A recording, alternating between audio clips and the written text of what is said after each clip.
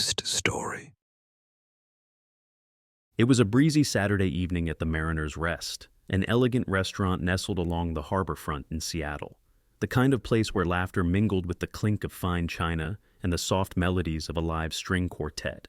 Inside, the crowd was exactly what you'd expect venture capitalists fresh off a startup acquisition, couples toasting anniversaries, and influencers documenting every bite of their artfully plated entrees. Seated near the large bay window, with a perfect view of the glittering water, was Veronica Hale, a woman in her late 50s, wrapped in designer cashmere and the kind of confidence that demanded attention. Every laugh, every flick of her wrist seemed crafted for an audience. She wasn't alone. 3 equally glamorous friends flanked her, though none dared to outshine her spotlight. A young waiter approached their table, his movements fluid and deliberate. His name tag read Julian, though he avoided the kind of warmth that invited casual familiarity. Barely in his 20s, Julian was tall, quietly composed, and carried himself with the meticulousness of someone raised to believe that mistakes had consequences. As he listed the chef's specials, his voice was even, steady, but his eyes never lingered too long. Veronica, swirling her wine like a queen inspecting her chalice, tilted her head. "Why so serious, Julian? Working in a place like this, you should at least try to look like you're enjoying it." Her tone dripped with theatrical cheer, clearly meant to entertain her friends. Julian's lips curved into a professional smile, though it never reached his eyes. "Of course, ma'am. Is there anything else I can assist you with?" But Veronica was just getting started. Veronica reclined in her seat, her fingers tapping the base of her wine glass, as if pondering something deep, though mischief danced plainly in her eyes. "So, Julian," she said, voice cutting through the buzz of the room, "this can't be what you dreamed of growing up, carrying plates for people like us." Her friends chuckled, a soft ripple of amusement that didn't mask the condescension. Julian, in the middle of clearing their starters, paused just briefly. "I take pride in doing my job well, ma'am," he answered, tone respectful but firm. That only made Veronica smile wider. "Come now, don't be modest. Surely you have a hidden talent. I've heard people with your background often do. Can you sing?" The table fell uncomfortably silent. One of her friends shifted in her seat, casting an uncertain glance at Julian. Veronica leaned forward, chin in hand, voice syrupy and taunting. "Just a little something, humor me." Julian didn't flinch, but his eyes flickered not with fear, but with calculation. The restaurant noise dimmed around them, as though the moment were holding its breath. Refusing would cause a scene, but agreeing would give him a stage. Julian straightened slowly, setting his tray against the nearby server's station. For a brief moment, he stood completely still, then closed his eyes, inhaling deeply, as though drawing something from deep within himself. When he opened them, his expression was unreadable. He looked at Veronica, then past her to no one and everyone. Then, quietly, he began to sing. It wasn't loud at first, a low, soulful hum that felt out of place in a fine dining restaurant, but impossible to ignore. The first notes wrapped around the room like smoke, rich and haunting. The song, a classic gospel tune, carried with it an aching kind of beauty. It wasn't just skill, it was soul. Within seconds, conversation ceased. Forks paused mid-air. The string quartet stopped playing, their bows frozen on the strings. Even the bar staff leaned in. Something about Julian's voice so raw, so achingly human, commanded silence. Veronica's amused smirk faltered, then faded entirely. Her wine glass stilled in her hand. Her eyes widened, not in mockery, but disbelief. Julian's voice rose, filling the room with clarity and pain, hope and resilience. A hush fell over the restaurant so absolute that even the kitchen door stopped swinging. One waitress dabbed her eyes. A man near the window stared, stunned. And in that moment, Julian was no longer just a waiter. He was a force. As Julian's voice soared into the final verse, a quiet tremble threaded through his notes, not from fear, but from the weight of everything he had poured into them. He wasn't simply singing. He was unearthing something sacred, something that had lived inside him long before this moment. The last note hung in the air like a question, resonant and slow to fade. For a heartbeat, no one moved. Then the room erupted not in polite claps, but thunderous, emotional applause. People stood, some whistled, others wiped their eyes. A woman near the bar mouthed, "Wow," as her partner nodded slowly beside her. Even the chef peered out from the kitchen, arms crossed, a subtle look of respect on his face. Veronica didn't move. She sat frozen, her fingers curled tightly around the stem of her glass. The woman who had moments ago commanded the table now looked small. Her friends glanced at one another awkwardly. One leaned toward her and whispered, "I had no idea." But Veronica said nothing. She was still staring at Julian, not with scorn or even embarrassment, but with something else. Something that looked like being truly seen for the first time in a very long while. Julian, chest heaving slightly, nodded in acknowledgement, then turned and walked calmly back toward the kitchen. The applause followed him like a tide. The restaurant slowly returned to motion, but something essential had shifted. Conversations resumed, yet voices were hushed, reverent. Laughter dimmed, as if everyone instinctively understood that something sacred had just occurred. Even the quartet hesitated before picking up their instruments again, unsure of how to follow what Julian had left behind. At her table, Veronica hadn't touched her drink.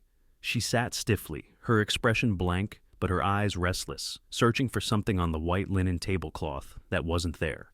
Her friends didn't know what to say. The bravado that had defined their evening had vanished, replaced with awkward glances and fidgeting hands. One of them finally spoke, voice tentative. That was something else. Veronica didn't respond. Her fingers twirled her wineglass slowly, almost mindlessly. Her posture had changed.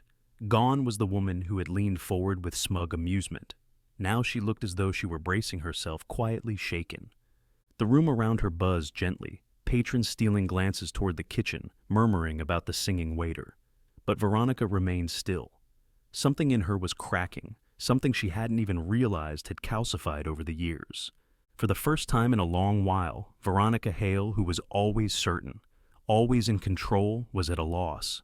Julian re-emerged from the kitchen, his steps steady, though his chest still rose and fell with the remnants of adrenaline. As he approached Veronica's table, a subtle hush returned, as if the room anticipated another act in an unfolding play. Veronica looked up slowly. Her usual poise was nowhere to be found. Instead, her expression was hesitant, her voice low. "Thank you for that," she said, almost like a confession. It was unexpected. Julian met her eyes, his expression calm but resolute. "I didn't do it for you," he replied, each word gentle but immovable. The sentence landed like a stone dropped in still water, quiet but rippling outward. Veronica blinked, startled by the simplicity of it, as though she'd expected grace or gratitude. Instead, she received truth. Julian offered a practiced, professional smile, the kind that revealed nothing. "Let me know if you need anything else," he added with quiet dignity, then turned away. Veronica sat back, stunned. She watched him retreat to another table, interacting with a new set of guests, kind, attentive, composed. But the moment had passed. The spotlight, once hers, now belonged wholly to him.